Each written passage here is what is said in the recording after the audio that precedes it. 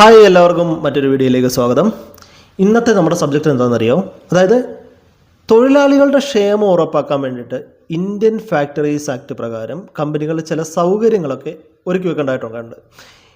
ഇത് കേൾക്കുമ്പോൾ ചിലർക്ക് സന്തോഷമാവും, ചിലർക്ക് ചിരി വരും, ചിലരെ ഇത് വേറെ വല്ല മുതലാളിമാർത്തങ്ങനെ പോയി പറയടേ എന്നൊക്കെ തോന്നിയേക്കാം, മനസ്സിലായില്ലേ?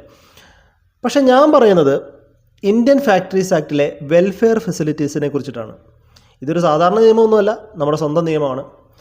അപ്പോൾ എന്നും പറയാറുള്ള പോലെ നമ്മൾ സബ്ജക്റ്റിലേക്ക് പോകുന്നതിന് മുമ്പ് നിങ്ങൾ ആദ്യമായിട്ടാണ് എൻ്റെ വീഡിയോ കാണുന്നത് എങ്കിൽ എൻ്റെ ചാനൽ മറക്കാതെ സബ്സ്ക്രൈബ് ചെയ്യുക.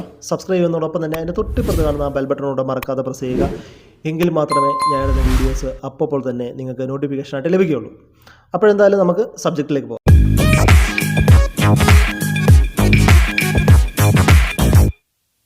ഇതിൽ ആദ്യമായിട്ട് നമുക്ക് പറയാനുള്ളത് വാഷിംഗ് ഫെസിലിറ്റീസിനെ കുറിച്ചിട്ടാണ്.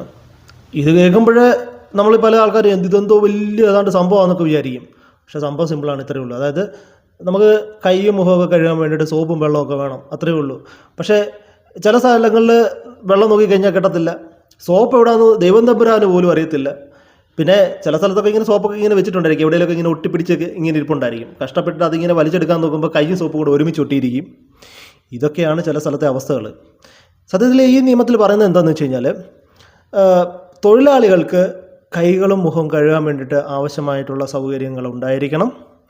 പിന്നെ അതുപോലെ തന്നെ സ്ത്രീ തൊഴിലാളികൾക്ക് പ്രത്യേക സൗകര്യങ്ങളൊക്കെ ഒരുക്കിയിരിക്കണം. അപ്പോൾ ഇതൊക്കെയാണ് വാഷിംഗ് ഫെസിലിറ്റീസിനെ കുറിച്ചിട്ട് പറയാനുള്ളത്.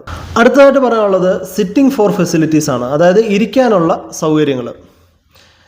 അതായത് ഇതിൽ പറയുന്നത് നിന്നുകൊണ്ട് ജോലി ചെയ്യുന്ന തൊഴിലാളികൾക്ക് അനുയോജ്യമായിട്ടുള്ള ഇരിപ്പിടങ്ങളും കാര്യങ്ങളൊക്കെ ഉണ്ടായിരിക്കണം. അതായത് ഇത്രയേ ഉള്ളൂ. അതായത് നിന്നുകൊണ്ട് ജോലി ചെയ്യുന്ന ആൾക്കാർക്ക് ഇരിക്കാൻ ഒരു കസേര വേണം, അത്രയേ ഉള്ളൂ സംഭവം, മനസ്സിലായില്ലേ?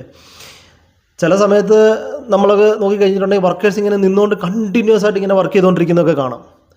നമ്മളൊന്ന് ആലോചിച്ച് നോക്കി, ഒരു ദിവസം മുഴുവൻ നമ്മൾ നിന്നുകൊണ്ട് ജോലി ചെയ്ത് കഴിഞ്ഞാൽ കാലിന് വേദന വരും, പിന്നെ ബാക്ക് പെയിൻ ഉണ്ടാവും, പിന്നെ അതുപോലെ തന്നെ അവസാനം ജോലി ചെയ്യാൻ പോലും പറ്റാത്ത ഒരു അവസ്ഥ അതിലോട്ടൊക്കെ പോവും, മനസ്സിലായില്ലേ?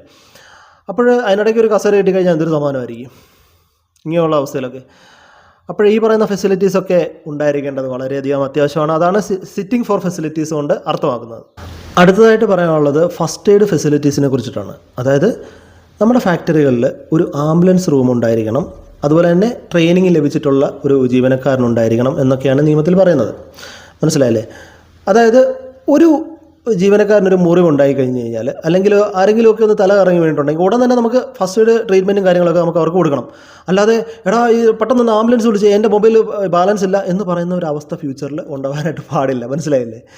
അപ്പോൾ നമുക്ക് അറിയാം, ചില സന്ദർഭങ്ങളിലൊക്കെ ഒരു ചെറിയ മുറിവിന് പോലും വലിയ ചികിത്സ നമുക്ക് ചില സമയത്ത് കൊടുക്കേണ്ടതായിട്ടൊക്കെ വരും ചില ആളുകൾക്ക്, അല്ലേ? പിന്നെ ചില ഏരിയയിലൊക്കെ നമ്മൾ ഫസ്റ്റ് എയ്ഡ് ബോക്സൊക്കെ തുറന്നു നോക്കി കഴിഞ്ഞിട്ടുണ്ടെങ്കിലുണ്ടല്ലോ, 2 ബാൻഡേജും ഉണ്ടാവും, പിന്നെ വർഷങ്ങൾക്ക് മുമ്പ് എക്സ്പയറി ഡേറ്റ് കഴിഞ്ഞിട്ടുള്ള 2-3 മെഡിസിനും ഉണ്ടാവും. ഇതൊക്കെയാണ് ചിലയിടത്ത് നമുക്ക് ഫസ്റ്റ് എയ്ഡ് ബോക്സൊക്കെ തുറന്നു കഴിഞ്ഞാലുള്ള അവസ്ഥ, മനസ്സിലായില്ലേ? അതുകൊണ്ടാണ് അത്യാവശ്യ ഘട്ടങ്ങളിൽ ഉപയോഗിക്കാനായിട്ട് ഓരോ ഫാക്ടറികളിലും ഒരു ഫസ്റ്റ് എയ്ഡ് കിറ്റും കാര്യങ്ങളൊക്കെ നമ്മൾ മെയിൻറ്റെയിൻ ചെയ്തിരിക്കണം എന്ന് പറഞ്ഞത്. അതുപോലെ തന്നെ കൂടുതൽ തൊഴിലാളികളുള്ള ഫാക്ടറികളിൽ ആംബുലൻസ് റൂമും അതുപോലെ തന്നെ ട്രെയിനിങ് ലഭിച്ചിട്ടുള്ള ഒരു ജീവനക്കാരനും ഉണ്ടായിരിക്കേണ്ടത് വളരെയധികം അത്യാവശ്യമാണ്. ഇതാണ് ഫസ്റ്റ് എയ്ഡ് ഫെസിലിറ്റീസിനെ കുറിച്ചിട്ട് പറയാനുള്ളത്.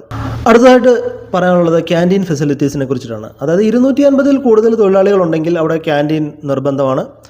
അതായത് ന്യായവിലയ്ക്ക് ഭക്ഷണം കിട്ടണം. അല്ലാതെ ഒരു ചായക്ക് 50 രൂപയോ ഒരു ദോശയ്ക്ക് 100 രൂപയും കൊണ്ട് എമൗണ്ടൊക്കെ സെറ്റ് ചെയ്ത് കൊടുത്തിട്ടുണ്ടെങ്കിൽ ഒരു മാസം ശമ്പളം പോലും നമുക്ക് തികയാതെ വരും, അല്ലേ? പിന്നെ ചില ക്യാൻറ്റീനിലൊക്കെ പോയി കഴിഞ്ഞാൽ ഭക്ഷണം കഴിക്കണോ അതോ മ്യൂസിയത്തിൽ കൊണ്ട് വെക്കണമെന്ന് വരെ നമ്മൾ തോന്നിപ്പോവും, അത്രയ്ക്ക് ടേസ്റ്റ് ആയിരിക്കും, അല്ലേ? പിന്നെ അതുപോലെ തന്നെ ചിലപ്പോൾ ക്യാൻറ്റീനിലെ ഭക്ഷണത്തിൻ്റെ മണം കിട്ടിയാൽ മതി, അതോടെ നമ്മുടെ വിശപ്പ് ഒന്ന് മാറി കിട്ടും ചിലയിടത്തൊക്കെ പോയി കഴിഞ്ഞ് കഴിഞ്ഞാൽ. അപ്പോൾ നമ്മളെപ്പോഴും ശ്രദ്ധിക്കേണ്ടത് ഈ ക്യാൻറ്റീൻ ഫെസിലിറ്റീസിനെ കുറിച്ച് പറയുകയാണെങ്കിൽ നല്ല ഹൈജീനിക്കുള്ള ഫുഡും പിന്നെ അതുപോലെ തന്നെ നല്ല ടേസ്റ്റായിട്ടുള്ള ഫുഡും കാര്യങ്ങളൊക്കെ വർക്കേഴ്സിന് കൊടുക്കുവാനായിട്ട് നമ്മൾ ശ്രദ്ധിക്കുക. ഇതാണ് ക്യാൻറ്റീൻ ഫെസിലിറ്റീസിനെ കുറിച്ചിട്ട് പറയാനുള്ളത്. അടുത്തതായിട്ട് പറയാനുള്ളത് shelters, rest room and lunch റൂമിനെ കുറിച്ചിട്ടാണ്. അതായത് 150-ൽ കൂടുതൽ തൊഴിലാളികളുള്ളിടത്ത് ഇത് നിർബന്ധമാണ്. പിന്നെ അതുപോലെ പറയാനുള്ളതെന്ന് പറഞ്ഞാൽ നമ്മൾ രാവിലെ തൊട്ട് പണിയെടുത്തിട്ട് ക്ഷീണിക്കുമ്പോൾ ഒന്ന് വിശ്രമിക്കാൻ ഒരു സ്ഥലമൊക്കെ വേണ്ടേ? അല്ലാതെ ഈ യോഗ ചെയ്യുന്ന പോലെ തറയിൽ കിടന്നുറങ്ങാൻ പറ്റുമോ? ഇല്ലല്ലോ. അപ്പോൾ ഇവിടെ ഈ ഒരു റൂമിൽ നല്ല ലൈറ്റ് ഫെസിലിറ്റീസ് ഉണ്ടായിരിക്കണം, പിന്നെ അതുപോലെ തന്നെ വെന്റിലേഷൻ ഫെസിലിറ്റീസ് ഉണ്ടായിരിക്കണം, നല്ല ഹൈജീനിക് ആയിരിക്കണം. ചില കമ്പനികളിലൊക്കെ ഈ റൂമിലോട്ടൊക്കെ കയറി ചെന്ന് കഴിഞ്ഞാൽ ഉണ്ടല്ലോ, ഒരുമാതിരി അടുക്കളയിലെ കറിക്കൂട്ടിൻ്റെ മണമായിരിക്കും. പിന്നെ ചിലപ്പോൾ അതിനുള്ളിലോട്ടൊക്കെ ഒന്ന് റെസ്റ്റ് എടുക്കാൻ കയറി ചെല്ലുമ്പോൾ ഈ കെട്ടിടം പണിയുന്നതിൻ്റെയൊക്കെ ഭയങ്കര സൗണ്ടൊക്കെ നമുക്ക് കേൾക്കാം. മനസ്സിലായി? പക്ഷേ ഈ നിയമത്തിൽ എന്ത് പറഞ്ഞറിയോ, ശാന്തമായിട്ടുള്ള ഒരു സ്ഥലമായിരിക്കണം ഇതെന്നാണ്. മനസ്സിലായില്ലേ? ചില ഫാക്ടറികളിൽ ഈ റൂമിലോട്ട് കയറി കഴിഞ്ഞിട്ടുണ്ടെങ്കിൽ വിശ്രമിക്കാൻ വരുന്നവർക്കല്ല, പേടിച്ചോടുന്നവർക്കായിരിക്കും പ്രയോജനം എന്ന് പറഞ്ഞു കഴിഞ്ഞാൽ. അതുകൊണ്ട് ഇത് നല്ല എന്താ പറയുന്നത്, ലൈറ്റ് ഫെസിലിറ്റീസ് വേണം. പിന്നെ അതുപോലെ തന്നെ നല്ല വെൻറ്റിലേഷൻ ഫെസിലിറ്റീസ് ഉള്ള റൂമായിരിക്കണം. പിന്നെ അതുപോലെ തന്നെ നല്ല ഹൈജീനിക് ആയിട്ടുള്ള ഒരു റൂമും കാര്യങ്ങളൊക്കെ ആയിരിക്കണം. ഇത് പ്രത്യേകം ശ്രദ്ധിക്കുക. അടുത്തതായിട്ട് പറയാനുള്ളത് ക്രഷസിനെ കുറിച്ചിട്ടാണ്. അതായത് 30-ൽ കൂടുതൽ സ്ത്രീ തൊഴിലാളികളുണ്ടെങ്കിൽ അവരുടെ 6 വയസ്സിൽ താഴെയുള്ള കുട്ടികൾക്കായിട്ട് ക്രഷ് സൗകര്യങ്ങൾ ഉണ്ടായിരിക്കണം. എന്തായാലും നമുക്ക് ഈ ലേഡീസിന് അവരുടെ ചെറിയ കുട്ടികളെയൊക്കെ വീട്ടിലൊറ്റയ്ക്കാക്കിയിട്ട് ജോലിക്കൊന്നും പോകാൻ പറ്റത്തില്ലല്ലോ. അപ്പോൾ ഈ ക്രഷുകളിൽ അവരെ സന്തോഷത്തോടെയും സുരക്ഷിതമായിട്ടും ഒക്കെ സംരക്ഷിക്കണം. പിന്നെ അവിടെ കുട്ടികളെ നോക്കാൻ വേണ്ടിയിട്ട് ട്രെയിനിങ് ലഭിച്ചിട്ടുള്ള ഒരു ലേഡി എംപ്ലോയി അവിടെ ഉണ്ടായിരിക്കണം. ചില സ്ഥലങ്ങളിലൊക്കെ ഈ ക്രഷസ് എന്നൊക്കെ ഉള്ള പേരിൽ ഒരു പഴയ സ്റ്റോർ റൂമും കാര്യങ്ങളൊക്കെ ഇങ്ങനെ വൃത്തിയാക്കി ഇങ്ങനെ വെച്ചിട്ടുണ്ടാവും. പക്ഷേ അവിടെ ലൈറ്റും കാണത്തില്ല, ഫാനും കാണത്തില്ല. ഉള്ളത് പല്ലിയും പാറ്റയും എലിയും ഒക്കെ ആയിരിക്കും. മനസ്സിലായില്ലേ? അപ്പോൾ ഈ പറയുന്ന കാര്യങ്ങളൊക്കെ നിയമത്തിൽ പറഞ്ഞിട്ടുള്ള ഈ കാര്യങ്ങളൊക്കെ കറക്റ്റായിട്ട് ഫോളോ ചെയ്ത് മാത്രം മുമ്പോട്ട് പോകാനായിട്ട് ശ്രമിക്കുക. അടുത്തതായിട്ട് പറയാനുള്ളത് വെൽഫെയർ ഫെസിലിറ്റീസിനെ കുറിച്ചാണ്. അതായത് 500-ൽ കൂടുതൽ തൊഴിലാളികൾ ഉള്ളിടത്ത് ഇവർ വളരെയധികം നിർബന്ധമാണ്. എന്തിനാണെന്ന് വെച്ച് കഴിഞ്ഞാൽ നമ്മുടെ പ്രശ്നങ്ങൾ കേൾക്കാനും പരിഹരിക്കാനും ആരെങ്കിലുമൊക്കെ വേണ്ടേ? അല്ലാതെ നമ്മുടെ പ്രശ്നങ്ങൾ വേറൊരാളടുത്ത് പോയിട്ട് പറയാൻ പറ്റത്തില്ലല്ലോ. ഇവരെന്ന് പറഞ്ഞു കഴിഞ്ഞാൽ നമ്മുടെ ക്ഷേമം ഉറപ്പാക്കാനുള്ളവരാണ്.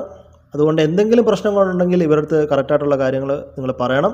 ഒരുപക്ഷെ അവർ നിങ്ങളുടെ പ്രശ്നങ്ങളൊക്കെ കേട്ടിട്ട് ചിലപ്പം ഉറങ്ങിപ്പോയെന്ന് വരാം. ചിലപ്പോൾ വെൽഫെയർ ഓഫീസർ നിങ്ങളെ കാണുമ്പോൾ തന്നെ അപ്പുറത്തെ ബാക്ക് സൈഡിൽ കൂടെ ഓടിപ്പോകാൻ ചാൻസ് ഉണ്ട്. മനസ്സിലായല്ലേ? കാരണം നമ്മുടെ പ്രശ്നങ്ങൾ ഇങ്ങനെ കേട്ട് കേട്ട് കേട്ട് കേട്ട് കേട്ട് ഇവന്മാർക്ക് മടുത്തിട്ടുണ്ടാവും. മനസ്സിലായല്ലേ? ഇതൊക്കെ കേൾക്കുമ്പോൾ ഉണ്ടല്ലോ ചിലപ്പോൾ നിങ്ങൾക്ക് ചിരി വരുന്നുണ്ടാവും. പക്ഷേ ഇതൊക്കെ നമ്മുടെ അവകാശങ്ങളാണ്. ഈ സൗകര്യങ്ങൾ നമ്മുടെ ആരോഗ്യവും സുരക്ഷയും ക്ഷേമവും ഉറപ്പാക്കാൻ അത്യാവശ്യമാണ്. അപ്പോൾ ഈ നിയമങ്ങളെക്കുറിച്ചിട്ട് നമ്മളെപ്പോഴും ബോധവാന്മാരായിരിക്കണം. ആവശ്യങ്ങളൊക്കെ ഉന്നയിക്കണം. അല്ലെങ്കിൽ നമ്മളൊക്കെ ഇങ്ങനെ ജീവിച്ചാൽ മതി എന്നൊക്കെ നമ്മുടെ മുതലാളിമാരൊക്കെ ചിന്തിച്ചു പോകും. മനസ്സിലായില്ലേ? അപ്പോൾ ഈ പറയുന്ന കാര്യങ്ങളൊക്കെ കറക്റ്റായിട്ട് ശ്രദ്ധിക്കുക. എന്തായാലും ഈ നിയമങ്ങളൊക്കെ നമ്മുടെ ജീവിതം മെച്ചപ്പെടുത്തുവാൻ സഹായിക്കുമെന്ന് വിശ്വസിക്കുകയാണ്. ഇനി ആരെങ്കിലും നിങ്ങളുടെ ഈ സൗകര്യങ്ങളൊക്കെ നിഷേധിച്ചു കഴിഞ്ഞാൽ ഒരു ചെറിയൊരു പുഞ്ചിരിയോട് കൂടിയിട്ട് നിങ്ങളുടെ മുതലാളിയുടെ അടുത്ത് നിങ്ങൾ ചോദിച്ചാൽ മതി, ഇതൊക്കെ ഫാക്ടറി നിയമത്തിൽ, അതും 1948 നിയമത്തിലൊക്കെ പറഞ്ഞിട്ടുള്ളതല്ലേ മുതലാളി എന്ന് ചോദിക്കുക. മനസ്സിലായില്ലേ? അപ്പോൾ ഒന്നെങ്കിൽ നിങ്ങളുടെ കാര്യത്തിൽ ഒരു തീരുമാനമാവും, അല്ലെങ്കിൽ ഫാക്ടറി റൂൾസിൻ്റെ കാര്യത്തിൽ ഒരു തീരുമാനം എന്തുവരെ ഉണ്ടാവും. പക്ഷേ ഞാൻ ഒരു കാര്യം ഇപ്പോഴേ പറയുകയാണ്, ഈ മുതലാളിമാരെ ആളും തരോ അറിഞ്ഞിട്ട് വേണം ഇത്തരത്തിലുള്ള കാര്യങ്ങൾ ചോദിക്കാൻ വേണ്ടിയിട്ട്. അല്ലെങ്കിൽ ഞാൻ ആദ്യം പറഞ്ഞിട്ടുള്ള പോയിന്റിലായിരിക്കും കൂടുതൽ മുൻഗണന അവർ കൊടുക്കുവാൻ ചാൻസ്. അപ്പോൾ അതുകൊണ്ട് ഇത്രയും കാര്യങ്ങളാണ് എനിക്ക് നിങ്ങൾക്ക് ഇന്ന് പറയാനുള്ളത്. അപ്പോൾ എന്നും പറയാറുള്ളത് പോലെ മറ്റൊരു ദിവസം മറ്റൊരു വീഡിയോയുമായിട്ട് വീണ്ടും കാണാം. Good bye.